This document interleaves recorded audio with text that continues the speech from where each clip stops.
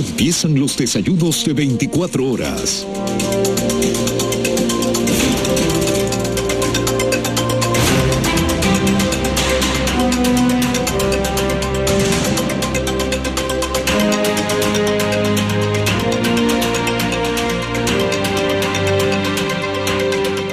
Y damos ya la bienvenida en el estudio de los desayunos de 24 horas en Quito a José Augusto Briones, secretario de la Presidencia. Muy buenos días, gracias por acompañarnos, ingeniero. Muy buenos días, Liz. Un gusto saludar a usted y a la teleaudiencia de Teleamazonas. Gracias. Como lo decía, pues ya el gobierno logró encontrar ese mecanismo de compensación una vez que se incrementó el precio de la gasolina. Sin embargo, no todos están conformes ni contentos al punto de anunciar que adoptarán algunas medidas en caso de que no se revea la medida o incluso van más allá, que se derogue este decreto. ¿Cómo lograrán ustedes satisfacer a todos de tal forma que arrimen el hombro con esta medida que la han calificado como necesaria e imprescindible? Bien, en efecto, Liz, esta es una muestra de la responsabilidad con la cual el presidente Lenín Moreno toma estas situaciones. Cabe señalar que era insostenible mantener un subsidio que en los últimos años ha significado 50.300 millones de egresos a la caja fiscal. ¿Qué hubiéramos podido hacer con esto? Terminar el déficit habitacional, 2.500 unidades del milenio, 1.200 hospitales. Por lo tanto, fue una decisión. Ahora, ¿qué es lo importante? El precio del diésel no ha subido. Se mantiene en $1.037, principalmente para la transportación pública de alimentos.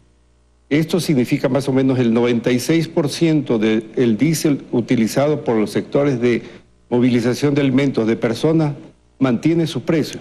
El gobierno está buscando un mecanismo para el 4% que puede y debe de pagar el precio sin subsidio. Por lo tanto, se mantiene el precio del diésel subsidiado en $1.037.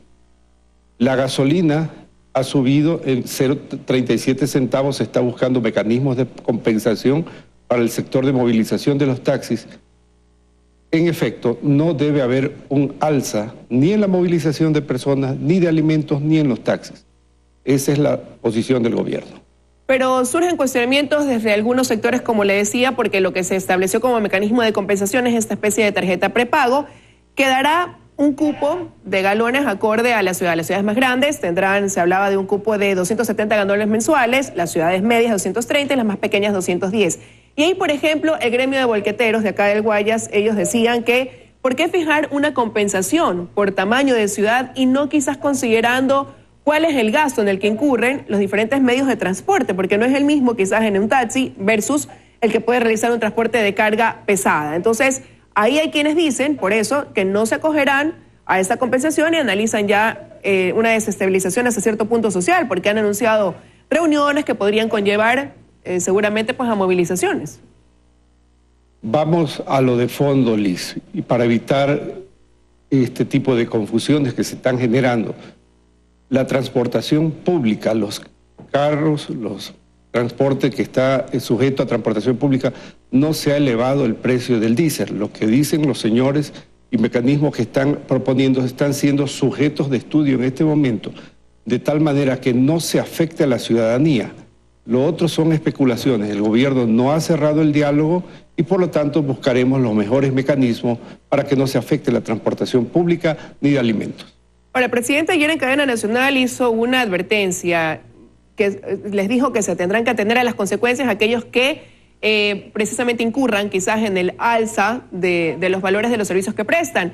El día de ayer, en una entrevista en este mismo espacio, quien representa a la Federación de Transportes Escolares, por ejemplo, dijo que ellos tendrían que incrementar o hasta triplicar el valor que cobran por el servicio. No utilizan diésel, utilizan gasolina. Entonces, ¿cómo controlar esa especulación y cómo interpretar también estas palabras del presidente, ¿no? De que tendrían que atenerse a las consecuencias en caso de que quieran incurrir en ese tipo de especulación?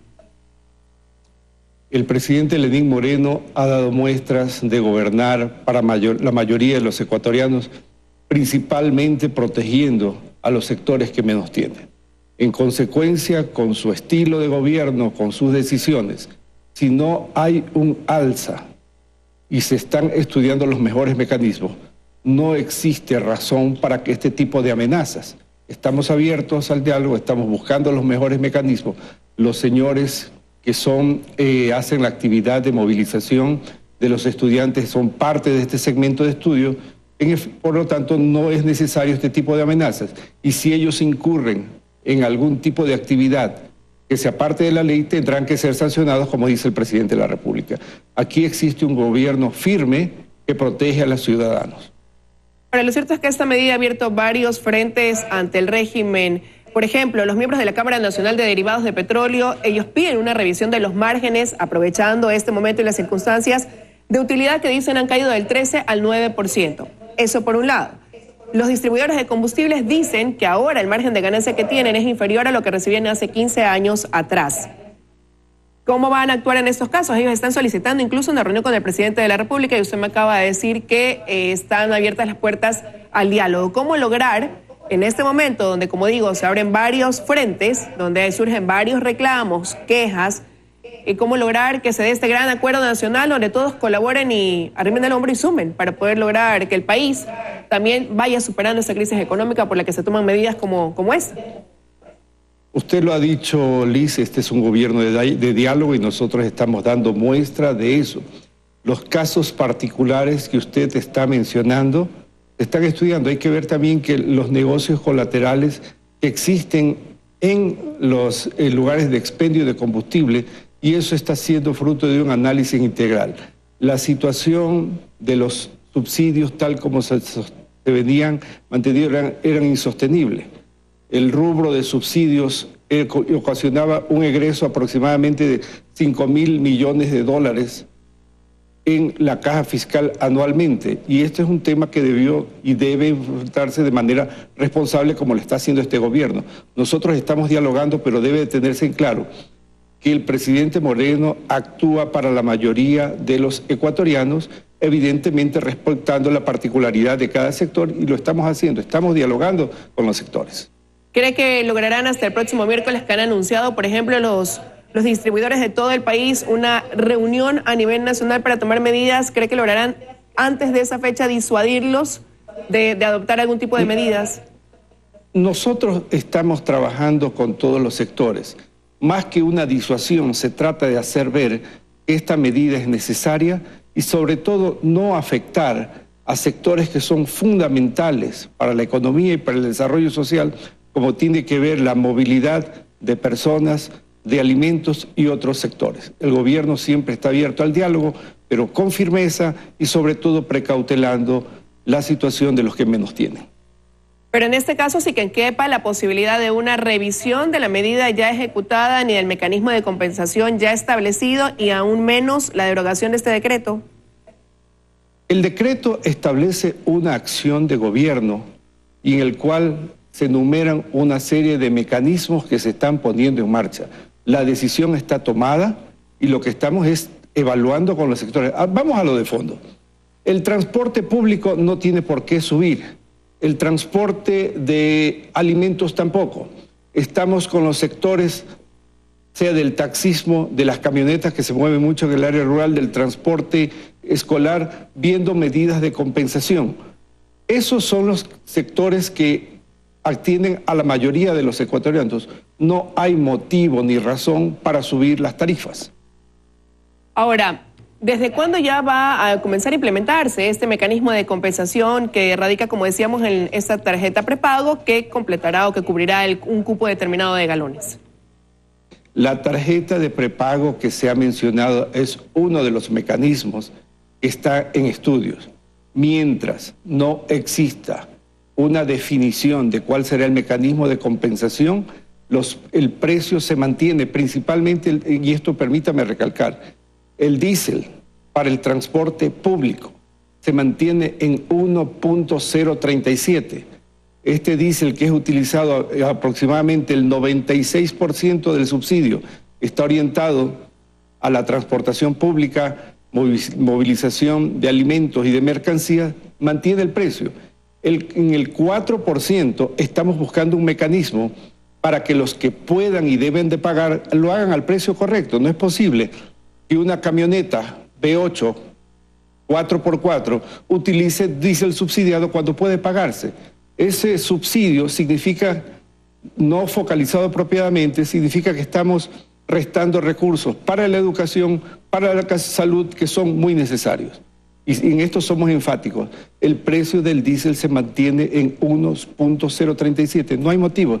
Y el mecanismo lo estamos buscando mediante estos mecanismos de diálogo que mantenemos con los diferentes sectores que usted ha mencionado, Liz. Pero para dejarlo completamente claro, ingeniero, eso en cuanto a lo que va a suceder con el diésel, pero en torno al mecanismo de compensación por el incremento en el precio de la gasolina extra y Ecopaís, ya queda establecido que será esta tarjeta prepago que se la otorgará a través del Banco del Pacífico con este cupo establecido acorde al tipo de ciudad donde se la aplique. Liz, el mecanismo propuesto como alternativa de la tarjeta es una opción. Otra opción sería, estoy hablando en potencial porque estamos en este mecanismo de diálogo buscando el mecanismo apropiado, tener surtidores exclusivos para gasolina, para la transportación pública, en este caso, sea taxis o camionetas. Entonces, los mecanismos los estamos estudiando y evaluando de tal manera que no impacten a la ciudadanía. Ese es el bien superior que estamos buscando. Perfecto, queda sumamente claro que todavía está entonces en análisis cuáles van a ser los caminos de compensación y que están estudiando algunas alternativas. Ahora, en otro tema, ingeniero, ayer se llevó a cabo esta reunión del COSEPE una vez que el presidente de la República regresó al país y entre las decisiones que se tomó pues estuvo la de desclasificar ese audio que circuló el año pasado y que guardaba relación con el secuestro del equipo periodístico de Diario El Comercio. Ahí quiero preguntarle si esta desclasificación será solamente de aquel audio que circuló o si se dará paso a desclasificar toda la información que gira en torno a ese tema. A ver, Liz, en esto es muy importante hacer una puntualización. El COSEPE, el Consejo de Seguridad Pública del Estado, es el más alto organismo que trata de seguridad pública. Por lo tanto, quienes concurrimos a este cuerpo colegiado estamos sujetos a sigilo. Sin embargo, aquí hay que precautelar dos temas. La palabra del presidente de la República, porque de alguna manera con la información que se dio en semanas pasadas se insinuó que el presidente de la República había faltado a la verdad, lo cual no es cierto. Y esta desclasificación del párrafo correspondiente permitirá clarificar y sobre todo ver la temporalidad de los hechos. Segundo, la institucionalidad. Estamos hablando de algo serio. Y en esto yo creo que la ciudadanía está consciente que los altos intereses y temas de seguridad se tratan en esta instancia y no pueden ser sujetos de rumores. Y eso es lo que nosotros de alguna manera invocamos a que estos temas sean tratados con seriedad. Concretamente, Liz, se va a desclasificar el párrafo correspondiente y se demostrará que el presidente Lenín Moreno jamás faltó a la verdad. Ahora, pero los familiares de los 3 periodistas asesinados, ellos se preguntan por qué esta desclasificación se da a especie de cuentagotas cuando, una vez que se conoció del asesinato, se ofreció levantar o desclasificar esa información para que el pueblo pueda conocer todos los esfuerzos que el gobierno había hecho para lograr traerlos con vida. La desclasificación se dará en la medida de ser necesaria e ir clarificando. Los familiares, respetando su dolor, tienen todo el derecho de pedir información y el gobierno será sensible y coherente, pero tengamos algo muy claro. Se trata de información de la seguridad del Estado ecuatoriano y tenemos que ser muy serios en el tratamiento de este tema. Ahora, antes de que concluya el 2018, tuve la oportunidad también de entrevistarlo en este espacio y hablábamos sobre las investigaciones que había iniciado la Fiscalía en torno a este tema. ¿Ya ha ido arrojando resultados esa investigación? La Fiscalía está realizando, ayer justamente en el marco del COSEPE, reunión reservada, se manifestaron algunos avances en esta situación, por lo tanto el Estado ecuatoriano está trabajando en este tema en las diferentes instancias con sus diferentes responsabilidades. Ahora, pero parecería que ya podrían tener más indicios, sobre todo después de la declaración que dio el presidente Lenín Moreno el día de ayer, cuando dijo que él tiene sus sospechas y que afortunadamente esa persona de quien él sospecha pues ya no se encontraría o ya no estaría en el gobierno.